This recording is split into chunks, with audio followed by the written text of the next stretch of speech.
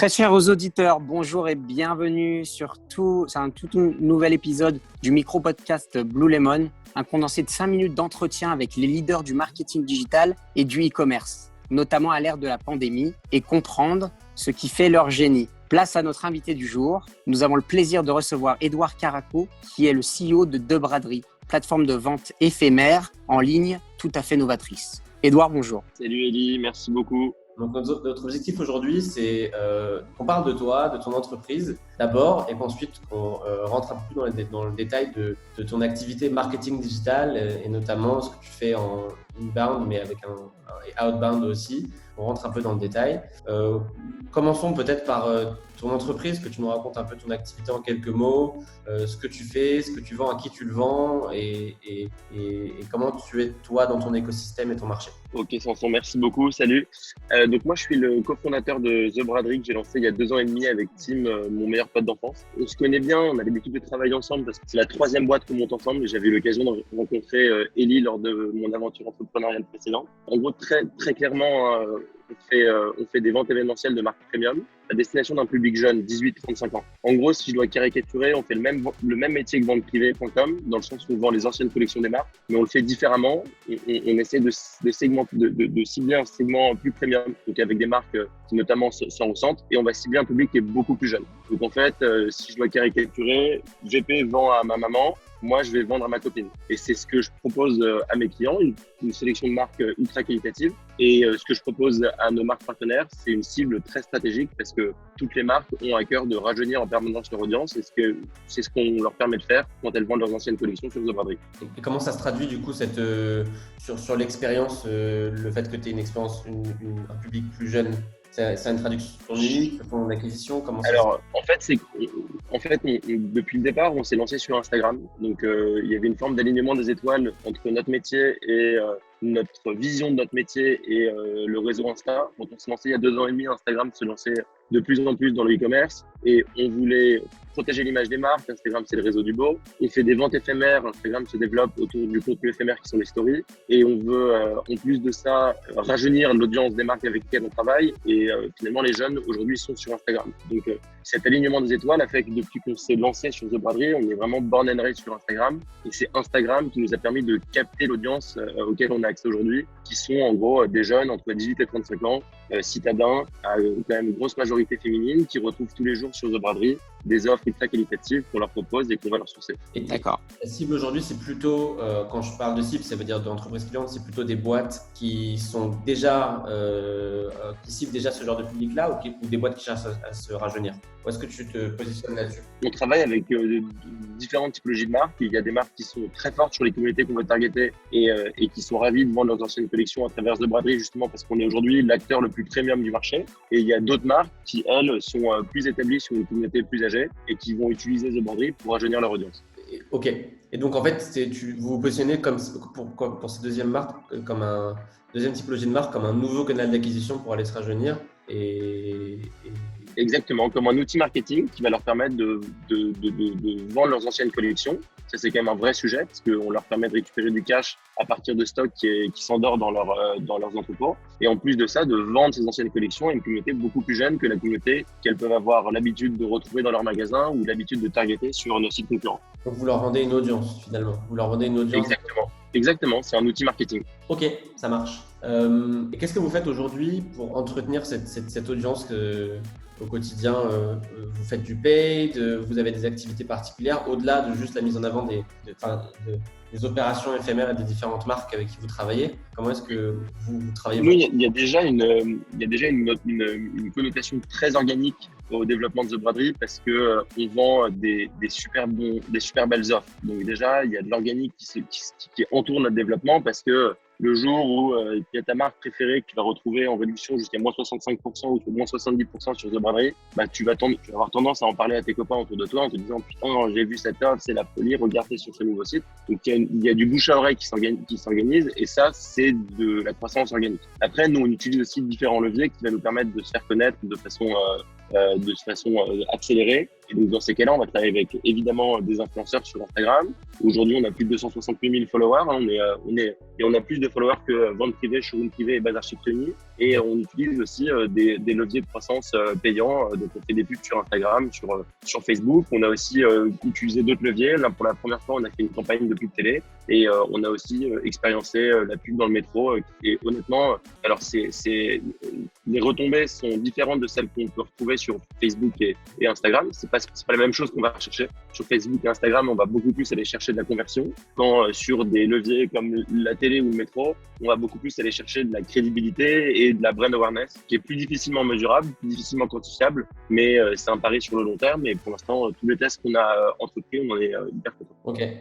Pourquoi hyper content? Dans quel sens? En fait, derrière, en fait, c'est beaucoup moins tangible. Donc, il faut se baser sur des résultats beaucoup plus intangibles. Sachant qu'on n'a pas fait d'enquête d'opinion autour de ces différentes campagnes. Je veux dire de la télé et du métro. Mais j'ai entendu, moi, honnêtement, à plein de reprises, d'une part de nos partenaires marques, qu'ils étaient ravis de nous avoir vus passer à la télé. Ça nous installe comme une boîte, plus simplement comme une jeune start-up, mais comme un acteur établi du monde dans lequel on veut se développer. Et aussi le métro, pareil, ça nous met dans la vraie vie en fait. Ça nous sort de l'écosystème qui peut parfois être un peu limitant de Facebook, Instagram. Et là-dessus, on en est super content. Donc pour le branding, c'est très bon. Ok. En fait, jusque-là, vous avez le sentiment d'être très Instagram dépendant et il y avait la nécessité de plus être une marque d'Instagram, mais de devenir une marque établie, plus globale que simplement dans l'écosystème digital. Alors, on n'est pas Instagram dépendant parce qu'aujourd'hui, finalement, on organise des ventes qui sont même pas du tout reliées sur Instagram et les ventes fonctionnent très bien. Donc, on n'est pas dépendant d'Instagram. En revanche, on est très lié à Instagram d'un point de vue branding. Et c'est ce qu'on voulait, c'est ce sur quoi on voulait sortir parce qu'aujourd'hui on a un site internet qui est magnifique, on a une application qu'on développe et qui s'améliore de jour en jour, et on a un branding et des missions à faire passer qui doivent nous faire sortir d'Instagram. Instagram est simplement un très bon levier de communication, mais pour nous, c'est rien d'autre que ça. C'est un levier de communication comme on peut en trouver d'autres. C'est quoi, d'après toi, le levier de communication le plus performant? En revanche, c'est Instagram. Le levier de communication le plus performant, c'est Insta, clairement. Parce que ça correspond très bien au message qu'on veut faire passer et à la cible qu'on veut targeter. Après, le fait que ce soit le plus performant, ça ne veut pas dire que ça doit être ton seul et unique levier de communication. Okay. Qu'est-ce que vous avez activé d'autre, par exemple, si on se concentre sur le paid? Sur le paid, donc je t'ai parlé du métro, je t'ai parlé de la télé, qui sont des médias.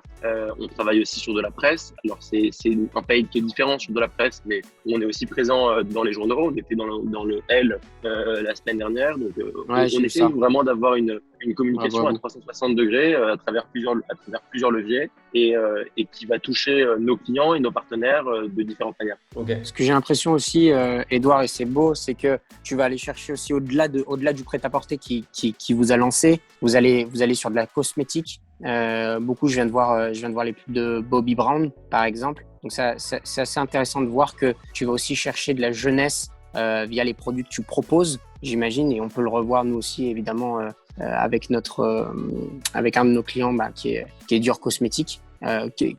Pourquoi ce choix d'aller sur de la cosmétique aussi? Est-ce que c'est tout simplement par la communauté derrière? Ouais, en fait, nous, on a la chance d'avoir une communauté qui est ultra engagée et qui, depuis le premier jour de The Braderie, contribue à designer son avenir. On a naturellement demandé à notre communauté de quelles sont les marques qu'elle souhaitait retrouver sur The Braderie. Et en fait, ce qui est ressorti, c'est très clairement des marques de cosmétiques, donc on est allé sourcer, et des marques de déco. En fait, notre cliente, c'est une jeune femme entre 18 et 35 ans, en moyenne d'âge 26 ans, qui veut à la fois se faire plaisir en s'achetant des belles pièces de mode, mais qui aussi aime bien décorer son appartement, mettre des belles crèmes sur sa peau et aussi potentiellement, là on a fait un abonnement avec Mentor Show, c'est une super start-up qui propose des cours en ligne, des masterclass avec des experts.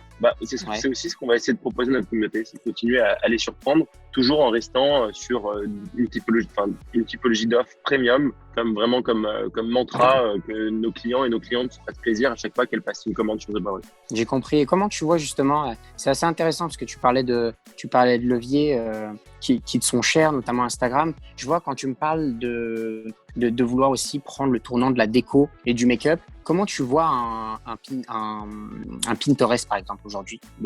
Honnêtement, c'est pas du tout déconnant. C'est fait partie des réseaux que nous on commence à essayer de maîtriser. Objectivement, c'est pas encore le cas, mais tu vois, TikTok, Pinterest, ça fait partie. Tu vois, c'est sur le tout en haut de notre to-do list, d'essayer de bien maîtriser ces réseaux. Pour l'instant, c'est pas le cas, mais on va petit à petit se diversifier d'Insta.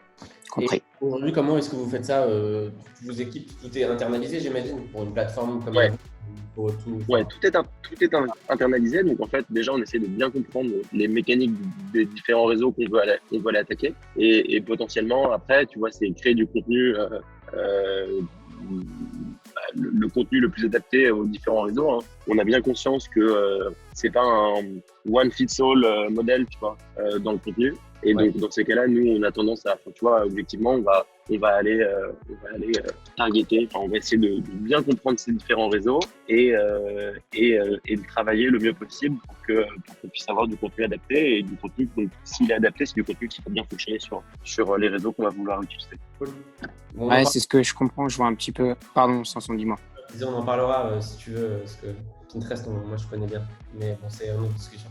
Ok, avec plaisir. Justement, Edouard, tu parlais du contenu et du fait que, justement, pas one size fit all. Je vois que vous avez commencé à faire un petit peu de vidéos parce que engageante, évidemment, puisque c'est la manière d'aller pousser, d'aller toucher toujours une communauté plus grande. Je vois que vous avez pas mal fait de vidéos, notamment avec des ventes très spécifiques. Ou le concours de Noël, ce que je voyais avec le tricot de Léa. Comment est-ce que vous allez utiliser la vidéo justement pour aller la pousser sur les comptes? Que ce soit pas seulement de la photo, mais en tout cas aller travailler sur de la vidéo. Est-ce que ça aussi c'est fait en interne chez vous? Ouais, bien sûr. Tout ce que tu vois est fait en interne. C'est un peu ce qu'on a eu en tête de faire depuis le départ. Donc on crée tout en interne et puis la vidéo, après, c'est pas rocket science. Nous, tu vois, on a une équipe de créa en interne, donc on fait confiance à notre équipe de créa qui fait de la veille, qui regarde ce qui fonctionne bien, qui regarde surtout quel message on veut faire passer, en adéquation avec nos valeurs, en adéquation avec ce qui est The Braderie aujourd'hui. Tu vois, ça fait 2 ans et demi qu'on se développe sur Insta, donc on commence à avoir un peu d'expérience dessus. On a une base de followers importante, on a 270 000 followers. Donc, tu vois, aussi, on commence, tu vois, on fait au moins un post par jour depuis 2 ans et demi. Donc, ça fait, tu vois, 7 ou 800 posts qu'on a dû poster. Ça te fait un peu de base, de savoir ce qui fonctionne et ce qui fonctionne pas. Donc, c'est comme ça, nous, qu'on travaille. Mais on a toujours travaillé comme ça avec Tim, mon associé. Tu vois, on met pas une fusée sur la lune, là, tu vois. On crée du contenu sur Insta. Donc, tu vois, il faut le faire intelligemment, il faut être à l'écoute, il faut bien regarder. Et puis après, ça se passe bien, tu vois. Si tu es en accord avec l'image que tu veux faire transparaître de ta boîte et en accord avec ce que ta communauté a envie de retrouver chez toi, ça se passe bien, tu vois. Vous avez fait le choix d'internaliser rapidement toutes les ressources marketing, créatives et toutes les parties. Parce que c'est notre métier, tu vois. À partir du moment où notre métier, c'est la mise en avant des marques et un développement sur Instagram et sur les réseaux pour augmenter ta base, c'est important que tu fasses tout en interne, tu vois. Donc, je vais pas externaliser ma proposition de valeur, tu vois.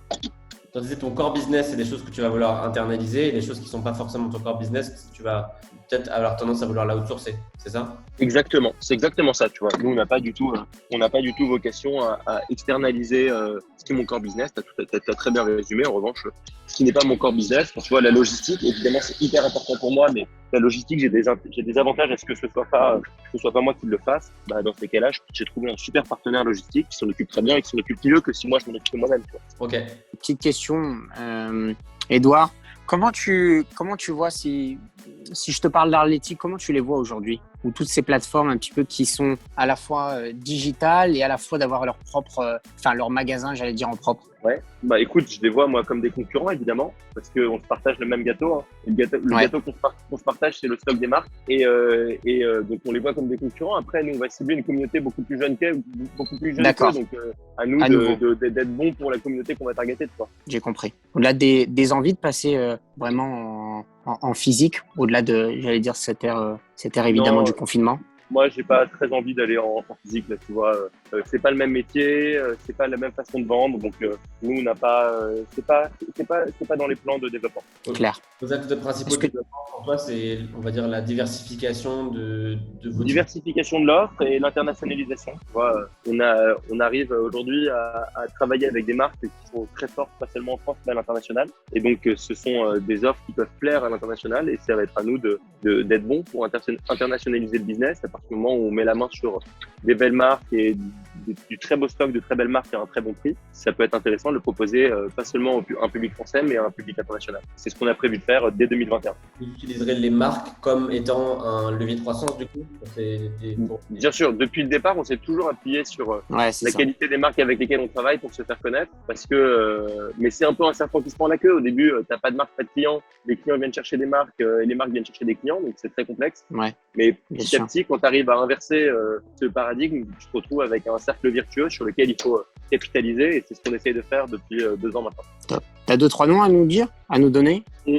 Honnêtement, on communique pas trop sur les marques avec lesquelles on travaille. Ce que je vous invite, ce que je vous invite à faire, c'est de regarder directement sur le site. Il y a toujours des belles offres en permanence qui sont renouvelées tous les jours. Donc, je suis sûr que vous trouvez votre bonheur directement sur le site. Et les auditeurs aussi, évidemment. En tout cas, bravo pour la belle aventure et la success story. Moi, on souhaite vraiment que ça continue comme ça, que ça continue à exploser, que vous ayez conquérir les États-Unis et vous soyez leader mondial dans votre secteur. Si tu as un dernier truc à nous partager, une erreur que tu aurais commise et que tu recommanderais aux autres dans ton secteur de ne pas faire, ou ne pas commettre, qu'est-ce que ce serait? Qu'est-ce que ce serait une erreur? Je pense que c'est de ne pas être assez à l'écoute de son marché. Tu vois, parfois les gens ils sont trop à l'écoute des gens qui les entourent, mais pas assez de leurs clients et de leurs partenaires. Donc en fait, nous on a pris le pari complètement contraire avec Tim, mon associé. Ça a été depuis le départ en fait de parler avec nos clients et de parler avec nos partenaires marques. Ce qui fait qu'on a monté une boîte qui était à l'écoute de nos partenaires, donc en fait adapté à leurs besoins. Et je pense que c'est vraiment ça le conseil qu'on peut donner, enfin moi que je donne toujours, hein, c'est soyez à l'écoute de vos partenaires et de vos clients, parce que finalement c'est le seul truc qui va faire la différence à la fin, c'est est-ce que vos partenaires vous font confiance, est-ce que vos clients achètent chez vous. Donc nous c'est ce sur quoi on a capitalisé depuis le départ. C'est au lieu de, quand tu te lances, au lieu de dire voilà ce que je propose, tu dis qu'est-ce que vous aimeriez que je vous propose en fait. Et quand tu es dans ce mindset-là, en fait, les gens qui vont utiliser ton service demain, ils te le designent avec toi aujourd'hui. Et ça, c'est un luxe exceptionnel. Eh ben, écoutez, merci beaucoup, Edouard. En tout cas, pour ton passage chez nous. Si ce n'est pas encore fait, je t'invite à t'inscrire à notre mini-série pour ne rater aucun épisode et nous mettre des likes et des commentaires, à partager l'adresse de ce podcast aussi pour nous permettre de nous faire connaître un maximum. On se retrouve très vite pour un tout nouvel épisode la semaine prochaine. En attendant, prenez soin de vous et comme Edouard, sachons cultiver les idées les plus folles sous la contrainte de l'ère actuelle. Merci Edouard. Parfait. Merci beaucoup. Ciao. Bye bye. Bye bye.